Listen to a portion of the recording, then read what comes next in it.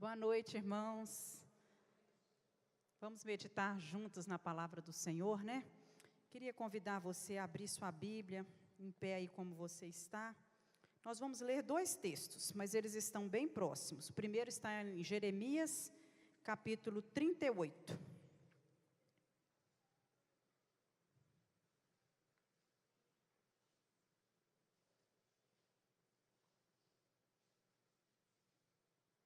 Jeremias capítulo 38, eu vou ler a partir do versículo, vamos ler do primeiro até o versículo 13, vai acompanhando aí a leitura. Certa vez, Cefalias, filho de Matã, e Gedalias, filho de Passur, e Jucal, filho de Selemias, e Passur, filho de Malquias, ouviram que eu estava dizendo ao povo.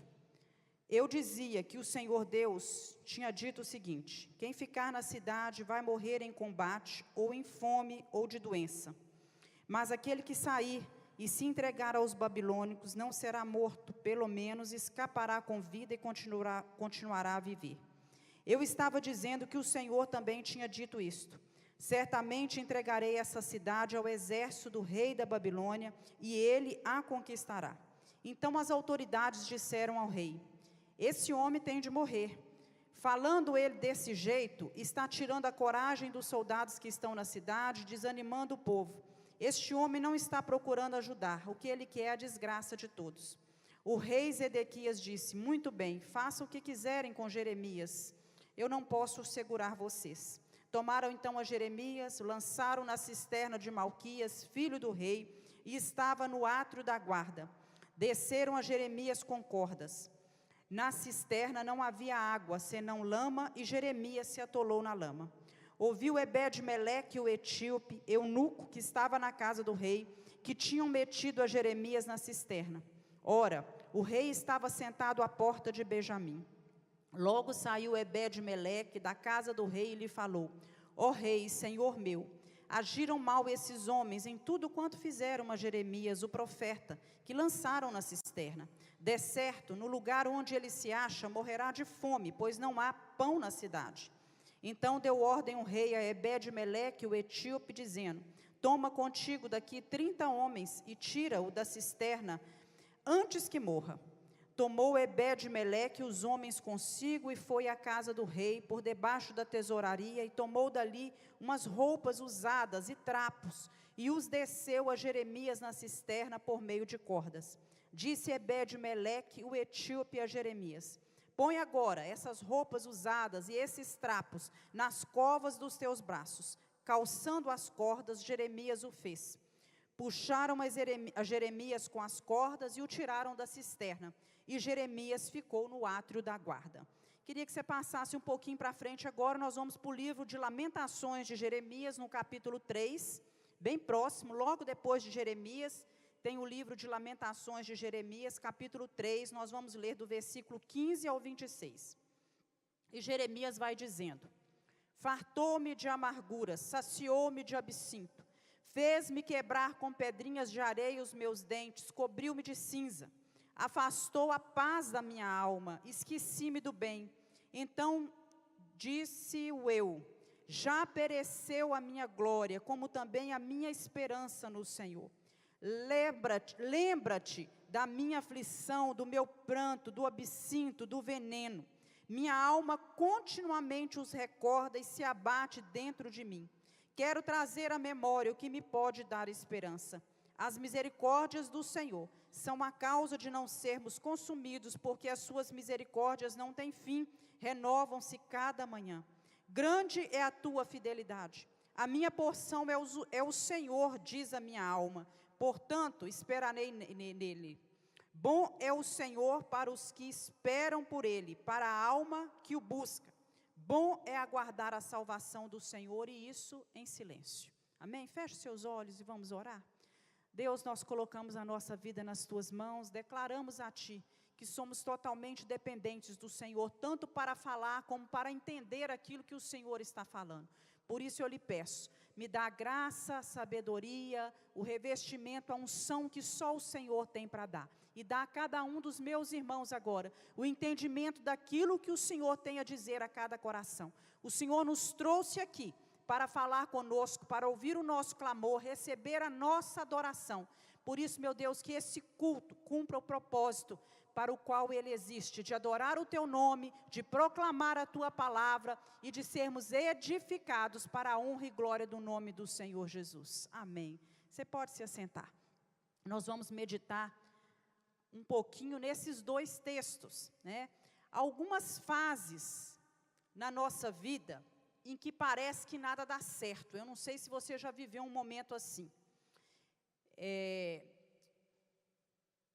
Esses tipos, né, esses momentos, eu creio que eles não acontecem só na minha vida, não, né? Não acontecem com você também? Situações, determinados períodos de vida em que você olha e pensa, meu Deus, por que isso está acontecendo comigo? Parece que tudo dá errado, né? E muitas pessoas, nesses momentos, chegam a entrar em desespero, perdem as forças, perdem a esperança. E, na verdade, o que acontece é que nós vamos para o fundo do poço. Você já viveu alguma situação assim, em que você se sentiu no fundo de um poço, né? Já viveu momentos assim, que você se sente atolado, parece que quanto mais você mexe, mais afunda, cansado de lutar, parecendo que você está preso, sem poder fazer coisa alguma.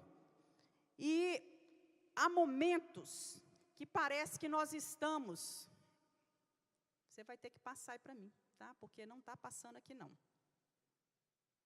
Há momentos que a situação, quando eu vi essa foto, eu imaginei isso. Parece que a gente está num buraco negro e que a gente olha e vê bem distante, mas bem distante, uma luz e às vezes tudo rebuscado. E você olha para aquilo e pensa assim, puxa vida, como é que eu vou sair? Pode passar outro, né?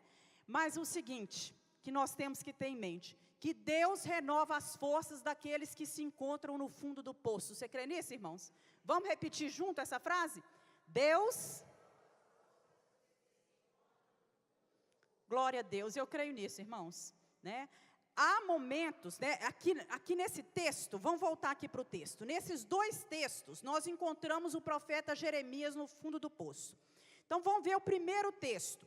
No primeiro, ele literalmente estava dentro de um poço.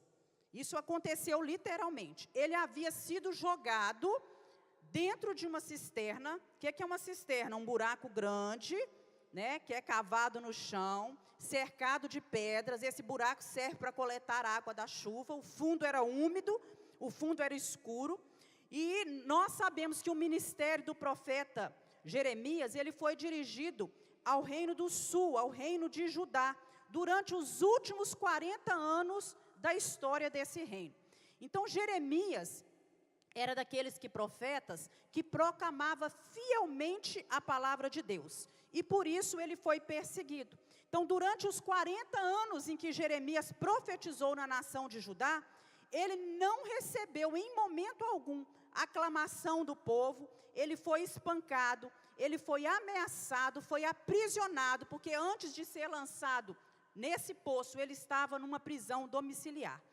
E ele foi incumbido por Deus de dizer ao rei, que era, nessa ocasião era Zedequias, né, falar com o rei e com todo o povo que morava na cidade de Jerusalém, que infalivelmente a cidade de Jerusalém seria derrotada por Nabucodonosor e que o povo, né, que estava ali naquela cidade, o que eles tinham que fazer era se render ao rei, porque se eles não se rendessem, o que ia acontecer? Eles iam ficar na cidade, eles iam ser massacrados pelos guerreiros inimigos, ou eles morreriam em combate, ou eles morreriam de fome.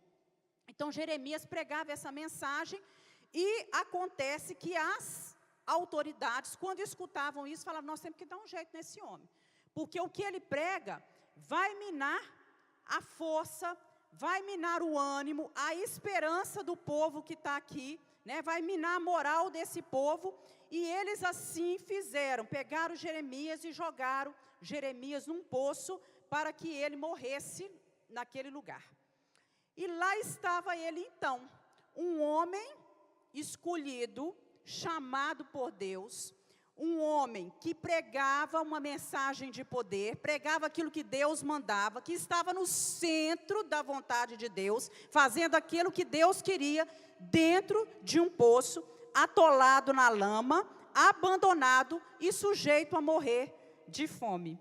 E isso nos leva, nos deixa claro para cada um de nós que os filhos de Deus, aqueles que servem a Deus, também sofrem e passam por situações difíceis na vida.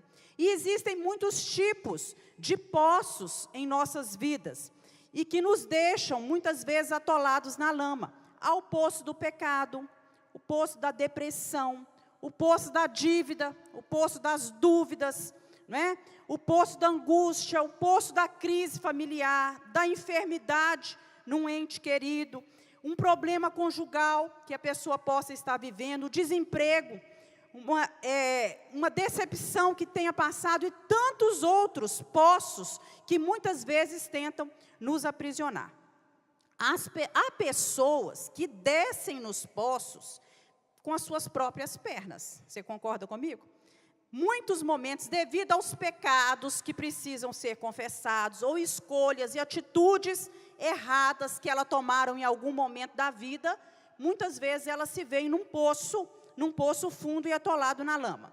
Outras pessoas podem estar no fundo do poço devido a pecados, ou então a erros, a coisas que pessoas que estão ao seu redor fizeram, cometeram, que leva às vezes uma família toda, uma empresa toda, a se atolar e ficar no fundo do poço. Muitas vezes, nós somos jogados no poço por outras pessoas, né, que essas pessoas nos jogam no poço, e muitas vezes nós ficamos ali. Eu queria que você imaginasse a cena agora, né, sem poder fazer nada, porque muitas vezes elas levantam contra nós calúnias, e a gente não tem como retrucar essas coisas. São falatórios, são palavras e agressões, e tem coisas que quanto mais a gente se defende, mais a gente fala, mais piora. E em alguns momentos a gente se vê nessa situação.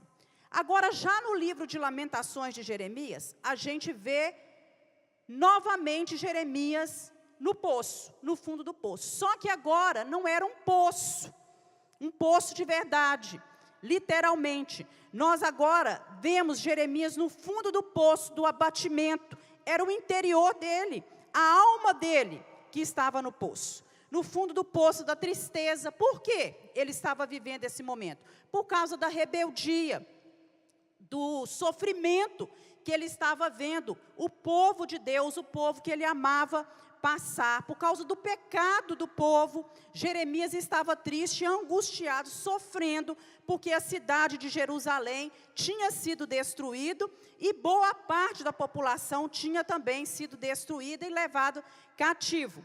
Então, até então, né, ninguém acreditava na profecia que Jeremias pregava, naquilo que Deus falava, que Jerusalém seria destruído. Mas quando o povo olha e vê realmente que as suas casas, o templo, a cidade toda tinha sido destruída, o próprio Jeremias, ele se angustia, ele se entristece profundamente com aquela situação. E a gente vê o profeta aqui, com todas as suas lamúrias, de um homem que se encontra no fundo do poço. E ele lamenta, irmãos. Se você ler um pouquinho antes dos versículos que nós lemos no Jeremias capítulo 3, é como se ele estivesse dizendo assim: como está destruída a cidade? A cidade antes vivia cheia de gente. O povo foi levado para longe da sua pátria. As estradas de Jerusalém estão tristes. Não há mais quem vá nas festas religiosas. Os ímpios levaram todas as riquezas da cidade. O povo agora troca o que tem por alimento. Essa era a situação real da cidade. Os sacerdotes morrem na rua procurando comida. não mais ensinam a lei de Deus. Jeremias começa a dizer isso tudo. Os meus olhos estão gastos, Senhor, de tanto chorar, eu estou aflito. Essa tristeza está acabando comigo. Eu estou com sede, muitos estão morrendo de fome nas ruas. As crianças estão dizendo, ele diz assim: mãe, eu estou com fome, mãe, eu estou com sede, né? E as crianças estão morrendo aos poucos no braço das suas mães. E ele começa a falar: se os profetas, se eles tivessem pregado aquilo que Deus mandou que fosse pregado, se ele tivesse condenado abertamente o pecado do povo, e não tivesse enganado o povo com as visões falsas, com as profecias falsas, tudo isso não teria acontecido. E agora nós estamos nessa situação, nós temos que comprar água, e eu já não sei, Deus, ele fala com o Senhor, o que é paz? A minha esperança acabou. Olha que ponto chegou o profeta: eu não sei o que é paz, a minha esperança acabou. Quando eu penso nas minhas amarguras, nas minhas tristezas, no meu sofrimento, eu fico tremendamente abatido. E muitas vezes, irmãos, quantas vezes nós vemos os nossos sonhos serem destruídos e a nossa esperança se esvai. Quantos já não falaram como Jeremias: Senhor, eu não sei o que é paz. Senhor, olha para esse momento de vida que eu estou vivendo, olha, eu não tenho esperança mais. Para mim tudo acabou. Quando eu penso nos problemas, nas dificuldades, nas lutas, no meu sofrimento, eu fico abatido. Eu fico tremendamente abatido. Há momentos, que nós não conseguimos nem mesmo orar. E falamos isso com o Senhor: Deus, quando eu começo a pensar nas coisas, eu fico abatido e não consigo orar. Mas, meu irmão, é justamente na hora de maior desespero, em que você está lá no fundo do poço, que nós somos alcançados pela misericórdia sem fim de Deus, amém? Nesses momentos Deus nos alcança, no meio das tempestades, das nuvens, que às vezes podem estar mais escuras, no meio do cansaço espiritual, muitas vezes, em meio do desânimo, Deus envia a sua graça, aleluias por isso. Deus manda porção dobrada, Deus estende uma escada, não é? E Deus providencia cordas para nos tirar do poço, amém, irmãos? Glória a Deus por isso. Fala com quem está do seu lado aí: olha, Deus quer tirar você do poço, Deus quer tirar você do poço, Nós cremos nisso. Quando nós chegamos lá no meio do livro de Lamentações, ali por volta da metade aí do capítulo 3 que a gente leu, nós vemos algumas expressões que foram usadas por Jeremias, que dão testemunho de que a fé e a confiança dele eram profundamente depositadas no Senhor. Porque ele diz o seguinte: as misericórdias do Senhor, elas são a causa de não sermos consumidos. Elas não têm fim, elas são novas a cada manhã. Deus, grande é a tua fidelidade. Então, o que nós devemos fazer, é isso que eu quero ver com você nessa noite, o que nós devemos fazer para ter as nossas forças renovadas e continuar a caminhar no momento em que, muitas vezes, o cônjuge abandonou. Como obter forças quando você está lá no fundo do poço e precisa continuar caminhando, quando algo que você construiu está desabando, quando a doença está batendo na sua porta, quando os problemas estão sufocando, quando você está decepcionado com as pessoas que estão ao seu redor. Jeremias, nesses dois textos, ele nos deixa um exemplo a seguir. Ele diz no versículo 19 e 18 de Lamentações: Deus, quando eu penso no meu sofrimento, nas minhas amarguras, a minha força vai embora. Eu fico abatida, mas a minha esperança, ela volta quando eu penso que a bondade e que o amor de Deus não tem fim. Então, para renovar a esperança, para reconstruir a sua vida, você precisa primeiro reconhecer que o amor de Deus nos leva a buscar esperança nele. O amor de Deus, que nos alcança, que nos cerca por todos os lados, nos leva a buscar esperança. Quando nós estamos no fundo do poço, nós só temos duas opções.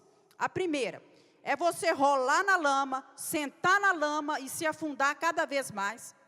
Ou então você olhar para o alto, olhar para aquela luz que está lá no fundo do poço, se agarrar nas cordas da graça, do amor de Deus e recusar se atolar. Né? Você tem essas duas opções, qual delas você escolhe? Né? Vamos lembrar que a cisterna, que o poço, não é lugar de conforto, não é um lugar fácil de se enfrentar. Mesmo porque ali não tem alimento, ali não tem água, né? E a única parte do corpo que fica para fora, na maioria das vezes, é a cabeça. Jeremias estava atolado. E eu fico imaginando aquele homem ali, né, atolado na lama, né, todo coberto de lama e com a cabeça dele do lado de fora. E a nossa cabeça, irmãos, quando está nessa, tem uma posição que ela tem que ficar. É olhando para onde, irmãos? Para o alto. É olhando para o alto. Não é hora de você abaixar a cabeça. Não é hora de você sentar. Não é hora de você deitar. É hora de você reconhecer. Olha, agora é hora de eu ficar de pé. E de eu erguer a minha cabeça e de olhar para o alto. Em outras palavras, dentro da cisterna nós precisamos olhar para quem? Para Jesus. Olhar para Jesus. Você está com problemas? Olha para o alto. Olha para o Senhor. Você está no fundo do poço, se sentindo aprisionado, muitas vezes sem espaço para fazer alguma coisa, sem condições de fazer nada. Você precisa clamar pelo socorro que vem do Senhor. É hora de clamar, olhar para o Senhor e começar a clamar. Quando nós passamos por problemas, pelas dificuldades, pelos sofrimentos, nós aprendemos que nós temos que depender totalmente do Senhor, não tem outro recurso, não há outra solução. Como Jeremias, nós precisamos olhar para o alto e lembrar do amor, lembrar da fidelidade, lembrar da misericórdia de Deus. Na hora do nosso desespero, nós precisamos direcionar a nossa mente, os nossos pensamentos, o nosso coração para Deus e esperar nele, porque Deus demonstra o seu amor por nós em toda e qualquer circunstância. Lá em Jeremias capítulo 17, versículo 7, diz o seguinte: bendito é o homem que confia no Senhor e cuja esperança é o Senhor. Bem-aventurado, feliz, abençoado é o homem que confia no Senhor e que tem esperança no Senhor. Jeremias disse, olha, as misericórdias de Deus, elas se renovam a cada manhã. Quando o sol nascer amanhã, você pode ter certeza que a fidelidade de Deus, ela traz esperança para o seu coração. Deus traz força nova, Deus traz novas oportunidades, novos começos. E infelizmente a nossa tendência na hora das aflições, das angústias, do desespero, é correr para muitas situações, né? Cada um corre de um jeito, para um lado, um corre, se agarra em alguém, outro corre e se tranca num quarto, mas nós precisamos aprender que na hora dos nossos problemas e das nossas dificuldades, nós precisamos aprender a olhar para Jesus, colocar os nossos olhos no Senhor, ainda que você não tenha o que fazer e você nada possa fazer, você precisa reconhecer que o amor de Deus nesse momento, Ele te abraça, Ele te alcança e Ele leva você a buscar esperança nesse Deus Todo-Poderoso. Para renovar a esperança também e sair do poço, nós precisamos reafirmar a nossa fé na bondade de Deus. Nós cremos na bondade de Deus. Fé é aquilo que você crê. Você crê na bondade de Deus? Você crê que Deus é bom? Lá em Lamentações 3, 25, nós lemos aí, o Senhor é bom para os que confiam nele. No Salmo 34, no versículo 8, diz, provai e vede que o Senhor é bom. Bem-aventurado, feliz é o homem que nele confia. Eu creio que Deus é bom. Você pode dizer isso para você? Eu creio que Deus é bom.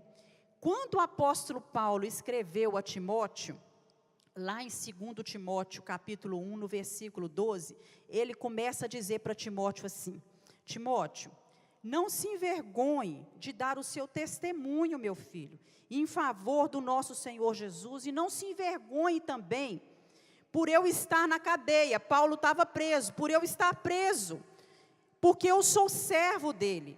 Deus me escolheu, ele diz isso, né, para Timóteo, Deus me escolheu, e é por isso que eu estou sofrendo perseguições, é por isso que eu estou passando por esses problemas, todavia eu não me envergonho, diz o apóstolo Paulo, porque eu sei em quem eu tenho crido. Eu sei, Timóteo, em quem tenho crido.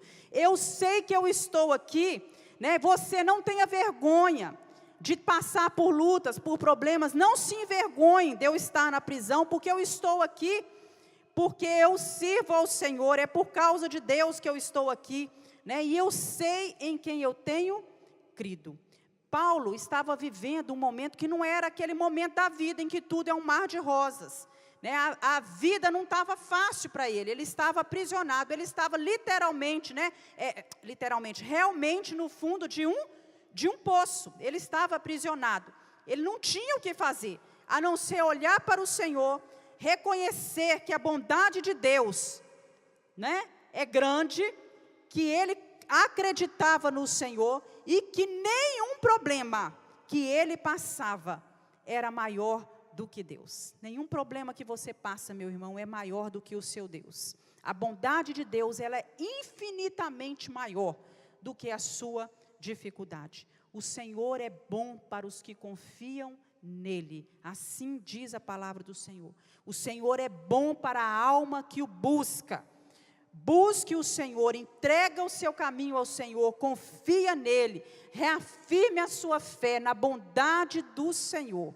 E Paulo diz, olha, eu estou certo que Deus é poderoso, Deus tem poder, você precisa crer nisso, né? Crer na bondade de Deus, crer no poder de Deus. Lá em Naum, capítulo 1, versículo 7, o profeta também diz, o Senhor é bom, ele serve de fortaleza no dia de angústia, e ele conhece aqueles que confiam nele. Então o Senhor é bom em todo o tempo. Nós também precisamos reconhecer que nós não estamos só, que Deus levanta intercessores por nós. Você pode dizer isso? Deus levanta intercessores por mim. Deus levanta intercessores. Quando Jeremias estava lá no fundo do poço, atolado na lama, Deus levantou Ebed-Meleque, que era um eunuco etíope, para ir à presença até do rei Zedequias, e diante do rei Zedequias interceder por ele. Né, o rei estava sentado, diz o texto, na porta de Benjamim, que era um dos portões da cidade, onde era costume do rei se assentar para tratar de alguns assuntos legais. Então, dá a entender a gente que Ebed-Meleque tinha acesso à presença do rei. E quando ele soube da situação difícil que Jeremias estava vivendo, ele foi à presença do rei interceder. Nós temos acesso à presença do nosso rei. Quando estamos passando por problemas difíceis, nós podemos ir à presença de Deus e interceder. Quando o meu irmão está passando por problemas difíceis, eu posso ir à presença do rei e interceder por ele. Amém, irmãos? Glória a Deus, né? Você não está só. Deus levanta Ebed-Meleque para te ajudar, para interceder, para clamar por você. Pessoas que pedem ajuda a Deus, que pedem a sua libertação, que pedem a sua cura, que pedem livramento, que pedem a Deus que estenda as mãos, que pedem a Deus que mande o socorro e que interfira na sua vida. Irmãos, isso não é gostoso a gente saber isso? Que Deus levanta pessoas para clamar, e eu não sei se você já teve essa sensação de muitas vezes se sentir fortalecido. Você está lá no fundo do poço, às vezes você está adoentado, você está com problemas, você está sem condições de fazer nada, mas você se sente renovado por uma força que você não sabe de onde vem. Isso são as orações dos Ebed-Meleques, são aqueles que têm se levantado para interceder, e que Deus no mundo espiritual começa a trabalhar e fortalecer a nossa vida. Glória a Deus por isso. Deus levantou Abraão para interceder para o Ló. Deus levantou Moisés para interceder pelo povo. Deus levantou Ebed-Meleque para interceder por Jeremias, né? Veja o carinho desse homem.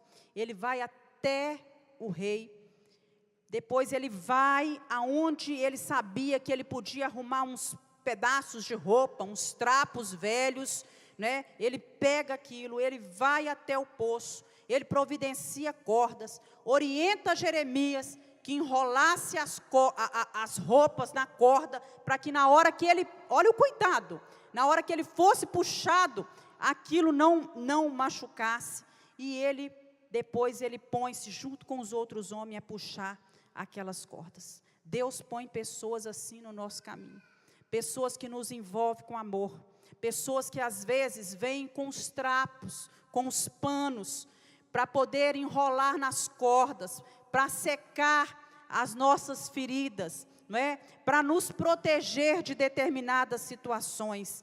Pessoas que nos abraçam no momento de dor, que olham para nós com compaixão, que estão ali do nosso lado, que olham para nós sem nos julgar, olham para nós com um olhar de amor. Às vezes elas não precisam dizer nada, mas elas simplesmente estão ali do lado, estão intercedendo por nós. Então, quando você vir alguém no fundo do poço, em dificuldades, às vezes sendo tratado rudemente, alcance essa pessoa com o amor, o amor que Deus tem colocado no seu coração. Pode ser que você seja o único que venha a fazê-lo. Não fique pensando assim, outros vão fazer.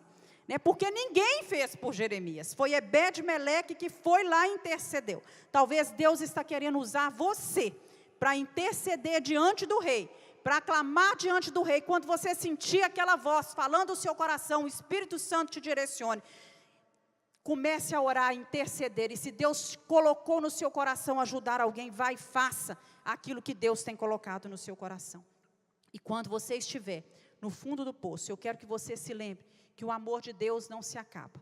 O amor de Deus leva você a renovar a sua esperança no Deus que é todo poderoso. A cada manhã, quando você acordar amanhã, você vai poder se regozijar na graça, na misericórdia, na fidelidade de Deus. Ainda que a situação esteja difícil, ainda que o problema continue ali, talvez ele não tenha saído, mas você vai poder se regozijar na misericórdia, na fidelidade, no amor, na bondade de Deus. Nós precisamos aprender a nos agarrar ao Senhor e depender cada vez dEle mais, e dizer como o apóstolo Paulo: Deus, a sua graça me basta, a sua graça me basta, e o seu poder, Deus, ele vai se aperfeiçoar na minha fraqueza. Na hora dos problemas, lembre-se sempre, Deus é bom, Deus está levantando. Começa a pedir ao Senhor: Deus, vá levantando pessoas para colocar ao meu lado. Senhor, começa a levantar anjos, dá ordem aos teus anjos a meu respeito.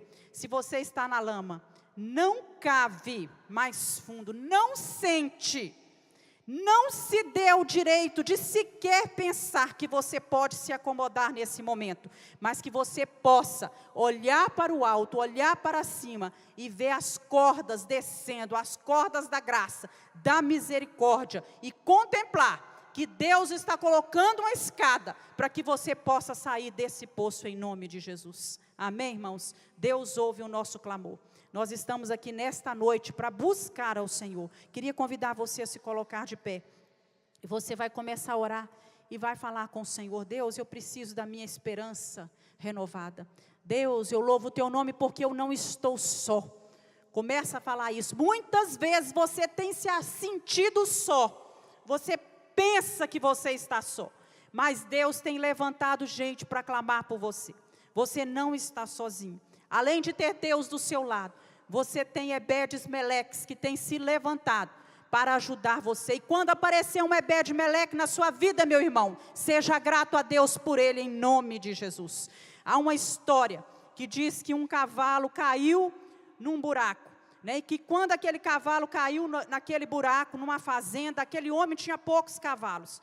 E era muito caro tirar aquele cavalo daquele buraco. Praticamente impossível nas condições que ele estava. E aquele homem, dono daquela fazenda, deu ordem para que sacrificasse aquele cavalo, enterrasse ele ali mesmo, tampasse aquele poço para que ninguém mais caísse naquele poço. E diz a história que enquanto os homens jogavam terra, todas as vezes que eles jogavam terra, o cavalo se sacudia todo, ele se debatia e ele não se permitia enterrar. E à medida que ele sacudia, a terra ia para baixo. E à medida que a terra ia para baixo, ele ia pisando em cima da terra. E aquela terra foi aumentando, até que aquele cavalo, aquele poço ficou cheio de terra. E ele conseguiu subir e sair daquele lugar. Deus quer fazer assim com você. Muitas vezes você tem se permitido atolar nos seus problemas, nas suas angústias, você tem se deprimido, você tem se entristecido, você tem perdido a sua esperança. Mas nessa noite Deus fala com você, não é tempo disso. Quando vier o problema, a situação difícil, meu filho, olhe para o alto, não se permita enterrar, não se permita acomodar. Deus tem algo novo para realizar na sua vida, em nome de Jesus. Deus, nós apresentamos o nosso coração nas tuas mãos. Pai, como nós precisamos de ti. Dependemos da tua graça, dependemos das cordas que vêm da tua presença, de livramento, de cura, de libertação. E nós apresentamos diante do Senhor, nesta noite, a vida de cada irmão que está aqui. E pedimos, Deus, que a nossa fé na tua bondade, Senhor, seja reafirmada nesta noite, que as tuas misericórdias sejam renovadas e que nossa esperança esteja no Senhor, em nome de Jesus. Amém.